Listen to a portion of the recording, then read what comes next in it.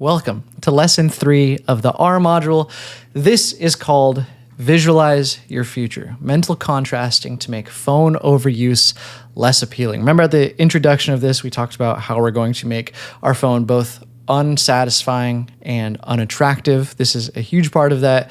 Mental contrasting is a set of exercises that we've developed to visualize how you're spending your time. And when I say visualize, I mean really draw it out both with numbers and then also with pictures. So we'll go over ways to do that in this lesson. Mental contrasting has the power to change everything about your emotional relationship with your phone. I'm so excited to go through this because it really is surprising when you stack the numbers up against you and really consider how you use your phone and what implications that has on not only your life, but your mood on a day-to-day basis and who you are as a person as you go throughout life. So I'd love to take you through a short introduction to mental contrasting. And I'll do that with this little chart here. So really quickly, this dotted line here is the line of awareness. And I'll just write down awareness. This is the line of awareness. This is sort of what we're developing throughout this whole entire course. It's being more aware of what's really happening. So on this chart, we have on the x-axis partaking, which is using your phone. That is what people do, right? And that is what we're trying to get out of. And then on the further side of the x-axis, we have foregoing, which is not using your phone, which is the realization of why you shouldn't use your phone, which is obviously what we're chiseling out here. On the y-axis, we have pain. And as pain rises, things change. So pain gets higher the higher you go on the y-axis. So right now, you're probably, I don't know, maybe here. This is you. This is the spot that you're in. You are partaking in your phone, and there is some amount of pain that is associated with your phone usage. You know it's bad. You don't really know what to do with it yet. And that's an awesome place to be, not the pain part, but the fact that you're taking action in trying to fix it. And that is exactly what this chart is trying to represent here, right? As the pain goes up, you start to become a little bit more aware. You start working yourself towards the line of awareness right here, right? This is what's happening right now. You're partaking in phone usage as your pain is rising. So we're going up on the pain y-axis, and we're also going forwards on the x-axis down here. As you get to the line of awareness, which is representative of mental contrasting, understanding and becoming a little bit more aware is represented by this line, this dotted line right here in the middle. All of a sudden, as the pain continues to rise, you become critically aware of what's happening to not only yourself, but your brain and your entire existence. And the whole goal is to be on the right side of this line of awareness. And I'll tell you why after I draw this little dot representing you. So this is you right now, and then this is where we want to be.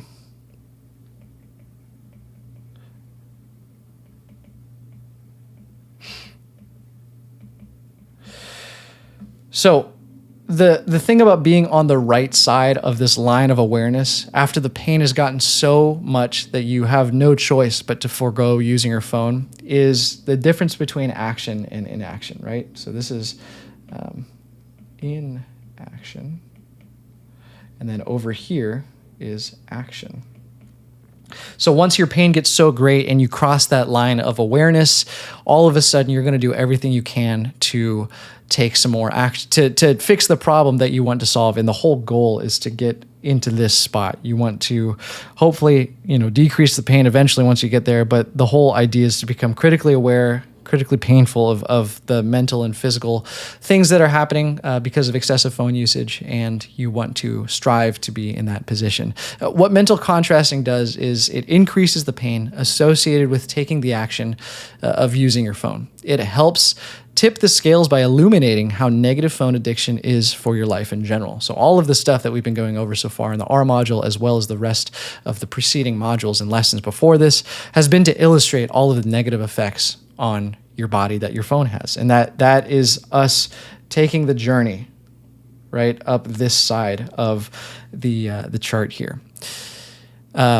this is what mental contrasting does for your mentality about phone use. It helps move you along this line to where you cross over that critical point of awareness so that you can end up in a better position with your life. It's having a critical awareness of what's going on, not only on social media, but also in your head, and realizing how bad that is for you. And it makes it more painful to partake in the action of mindlessly scrolling, because you now know how detrimental it is in a visual way. Think about someone who smokes and who is addicted to smoking, seeing their black lungs for the first time at like an anatomy exhibit.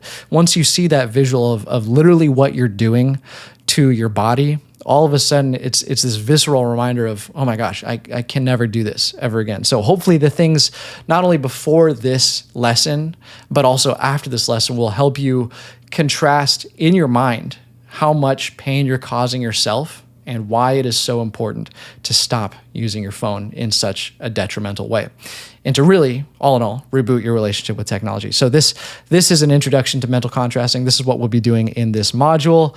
This is the line of awareness, and this is where we want to be. I'm going to draw a couple more arrows because you can never do too many arrows. Where you want to be. That is an introduction to mental contrasting. Here's another awesome little exercise that we can do with mental contrasting. This is a lifetime phone use calculator. It's a simple equation. I did a video on this a long time ago now, but I will go through it with you right now. To calculate how many hours you spend on your phone in your entire life, you simply multiply the hours you spend on your phone per day times 7 for how many days there are in a week, times 52 for how many weeks there are in a year, times 90 for the average life span of a person. And that's even being gratuitous. So this is obviously not an exact formula, but it gets you in the ballpark to visualize and mentally contrast really what it's like to spend time on your phone. So let's use the example of using your phone for 4 hours a day. And that is honestly on the low side for maybe a lot of you. 4 hours per day. So we'll use this here and start doing the equation. So we'll do 4 times 7 for 7 days a week. And then we'll multiply that by 52 for 52 weeks in a year, and then multiply that by 90, which is give or take, hopefully, how long we all live, or are fortunate enough to live. And that gives us this number. We have 131,040 hours. So this is the lifetime hours we spend on our phone. Now, in order to break that down by days and weeks and eventually years, we divide that by 24. So that if we do 131,040 divided by 24, that equals 5,460 days, which equates to 780 weeks, which equates to 15 years. That is an insane amount of time. You see how we came to that conclusion. We did that through just doing some simple math that everyone learns as they're growing up, right? We divided the amount of hours, which is this over here, this number here, divided by 24, which is how many hours there are in a day, and that gave us this number here, which is how many days we spend on our phone. And we divided that by 7 to get how many weeks we spend on our phone. I'll just write days here. Weeks and years. So we divided the days by 7 and divided the weeks by 52, and that's how we ended up at 15 years. So this is all well and dandy, understanding that we spend 15 years on our phone. On the lower end, you can do this for yourself in the guided journal. But once you mentally contrast that with your life in weeks, then it starts getting pretty crazy. So this is how many weeks you have in your life, right? You have your age down here as we move forward on the x-axis. This is your age, right? Age goes up here, and then this is your weeks here. So as you just go up and down, that is weeks. So this is all the weeks you have available to you in life. So when you're mentally contrasting and visualizing these things, the idea is to also put into account how much you're sleeping and how much you're working. So if you take into account how much you're sleeping, that's about 30 years. And that's, again, probably on the gratuitous side because we don't get enough sleep as human beings. And then how much you're working, that's also about 30 years. Think about 8 hours a day, 8 hours of sleep. You put those into the calculator that we just did and you come up with 60 years. That is, it's even too small to see, but that is probably around here. Then you think about how much you're scrolling on your phone, which we discovered is 15 years. So you add on another. So this is really how much life you're taking up by scrolling on your phone, right? It's here, and that encapsulates all of these other weeks as well. This is the amount. Whoops. Once you take into account how much you're scrolling and how much you're sleeping and working. Look at how many weeks you have left, right? It's not a lot. This is all you got here. This is how much life there is after you take into account how much you're sleeping and how much you're working. Think about that. This is it. We spend all of our lives dreaming about how we want to live our lives. But if we're only able to live our lives in the green section of this chart here, how much of living is actually involved in that? And you can easily mitigate this by just reducing your screen time, right?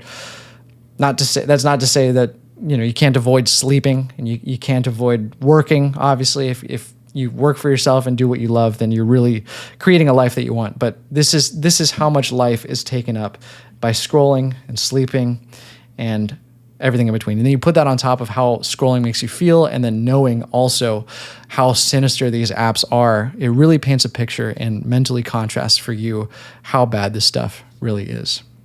There you go, your life in weeks calculator. We have a portion of the guided journal that allows you to do this as well.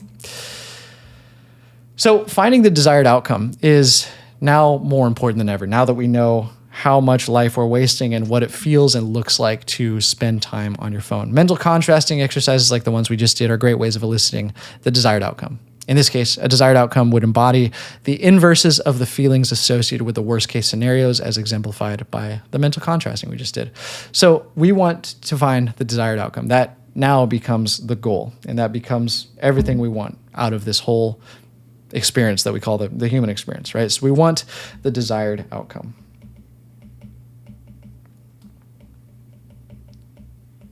There are so many factors at play here that are a part of the desired outcome. The desired outcome feels happy.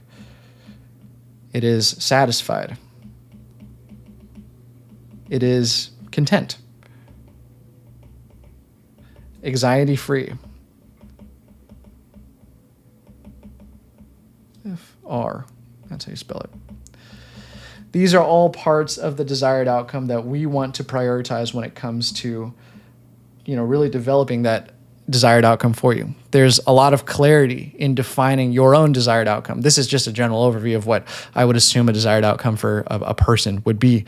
But there's clarity in defining what successful phone use looks like and how it feels to successfully reboot your relationship with technology. There's so many benefits that come with prioritizing and finding the desired outcome, like time, mental clarity, stronger relationships, basically all of the inverses of the things that I told you, how bad your life is made by your phone. And lastly, your emotional state. Imagine feeling accomplished and in control of your life, right? That's part of that empowerment part of rebooting your relationship with technology. Finding the desired outcome is so important, especially when it comes to mental contrasting and understanding how actually harmful and how much damage you're really doing to your life by scrolling. I mean, this is leaving me shook. I'm at a loss for words. This is crazy. And doing it for yourself, inputting your own numbers, I think will elicit some crazy results as well. So find that desired outcome, whatever it is for you. It might not be the exact same for as it is for me, as it is for you, but this is the goal here, right? The desired outcome, and letting it be informed by mental contrasting is huge. Now that we've looked at our phone use from a different perspective, let's talk about tech life balance. I mentioned this before. We'll get to it in the next lesson. But before you go, Like always, I'd like you to open your guided journal and go to the Visualize Your Future section, Mental Contrasting to make phone overuse less appealing. Use the screen time calculator, the lifetime screen time calculator. That was the big exercise we just did. You can follow along with what I did in this course. You can rewind, but basically just input your average screen time and multiply it through that function and come up with the hours, then divide it up into days and weeks, and then eventually years, and then fill out that life in weeks visualizer. That's the next part.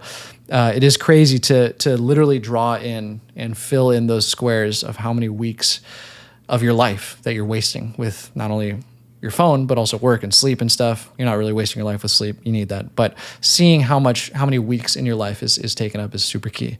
And then lastly, how do the above mental contrasting exercises make you feel about your current screen time habits?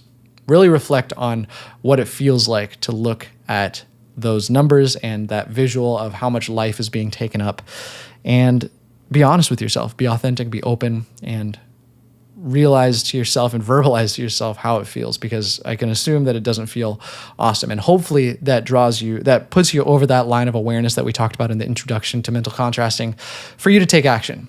Right now, maybe you're halfway towards that line of awareness, or maybe some of you are all the way over, but it's important to be on that right side, that green side, because that's where action and that's where change and that's where rebooting really happens. So thank you for going through this lesson of the R module. I can't wait to get on to the fourth lesson, which is all about tech life balance. So I'll see you there.